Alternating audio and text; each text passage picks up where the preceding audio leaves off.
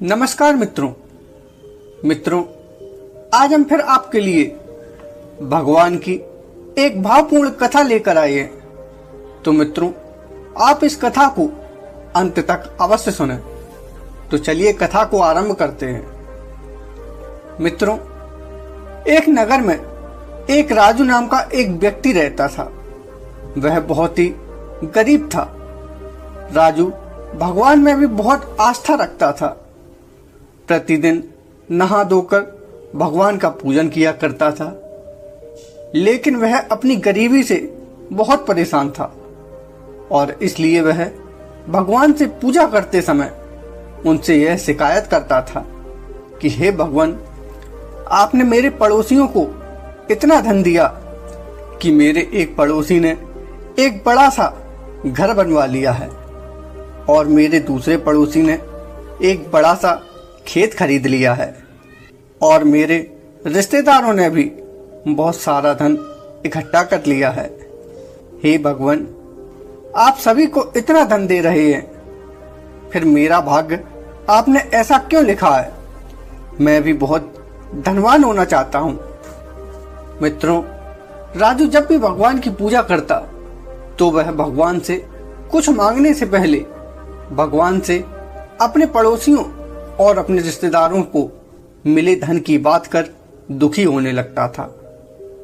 एक दिन की बात है, जब वह भगवान की पूजा कर रहा था और पूजा करते समय आज फिर से वह वही बातें करने लगा कि मेरे पड़ोसियों को इतना धन मिल गया है, मेरे रिश्तेदारों को इतना धन मिल गया है, सभी लोग कितना धनवान होते जा रहे हैं, लेकिन मेरा भाग्य ऐसा क्यों है? यह कहते हुए वह दुखी होने लगा। उसकी यह बातें भगवान शिव और माता पार्वती रोजाना सुनते ही थे, लेकिन उस दिन माता पार्वती ने भगवान शिव से कहा, हे प्रभु, ये भक्त नियम से हमारी पूजा करता है और आस्था भी रखता है, लेकिन फिर भी आप उस भक्त की मनोकामनाओं को पूरा क्यों नहीं करते हैं? वह कितना दुखी होता है। भगवान शिव ने कहा कि हे देवी, ये भक्त अपने कर्मों और अपनी सोच के कारण दुखी है। तो माता ने कहा, हे प्रभु, ये भक्त हमारी प्रतिदिन नियम से पूजा करता है, तो आपको इसकी सहायता करनी चाहिए। तो भगवान ने कहा कि हे देवी, जब तक ये मनुष्य अपनी सोच और अपने कर्मों को नहीं बदलता, तब तक ये मेरी कृपा को स्वीकार नहीं कर पाएगा। तो माता पार्वती ने कहा, नहीं प्रभु, ऐसा ना करो, उस पर कृपा करो। अब माता पार्वती के कहने पर भगवान ने नंदी महाराज को बुलाया और उन्हें समझाकर एक पुस्तक देकर उस व्यक्ति के पास भेजा। अगली सुबह ही नंदी महाराज एक साधु का वेश धारण कर उस मनुष्य के घर जा पहुंचे और जाकर के उस मनुष्य के यहाँ भिक्षा मांगी। तभी अंदर से राजू निकल कर आया और उसने अपने दरवाजे पर साधु महाराज को देखा तो साधु महाराज को अंदर लेकर गया और उनकी सेवा करने लगा। भोजन पानी कराने के बाद जब राजू ने साधु महाराज से कहा, हे प्रभु, मैं भगवान की नियम से पूजा करता हूँ, एक भी दिन उनकी पूजा में नहीं चूकता हूँ और भगवान पर आस्था भी रखता हूँ, लेकिन भगवान ने मेरा भाग्य किस तरह से लिखा है पता नहीं। मेरे सभी पड़ोसियों को कितना धन मिल रहा है, मेरे सभी रिश्तेदारों को कितना धन मिल रहा है, सभी लोग धनवान होते जा रहे हैं, लेकिन सिर्फ मैं ही इस गरीबी में जी रहा हूँ। और राजू साधु महाराज से भी वही बातें करने लगा।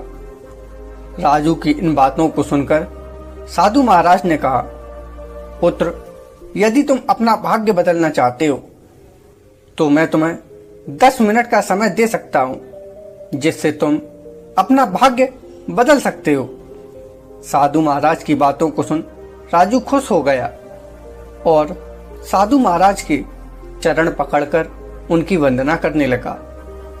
जिसके बाद नंदी महाराज जो कि साधु के रूप में आए हुए थे, उन्होंने वही पुस्तक निकालकर राजू को दे दी और कहा, यह पुस्तक भाग्य बदलने वाली पुस्तक है जो मुझे स्वयं प्रभु ने दी है।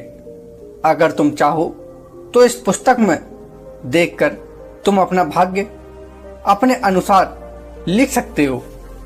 राजू ने जल्दी से वह पुस्तक साधु महाराज से ले ली और जब उसने उस पुस्तक को खोलकर देखा तो पहले पृष्ठ पर लिखा हुआ था कि उसके एक पड़ोसी को गड़ा हुआ धन मिलने वाला है। यह देखकर राजू को अपने पड़ोसी से ईर्ष्या हुई और उसने सोचा कि मैं इसके भाग्य को भी बदल देता हूँ।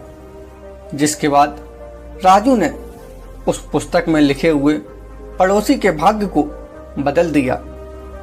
जिसके बाद राजू ने अगला पृष्ठ पलटा तो उसमें लिखा हुआ था कि उसके दूसरे पड़ोसी को लॉटरी लगने वाली है।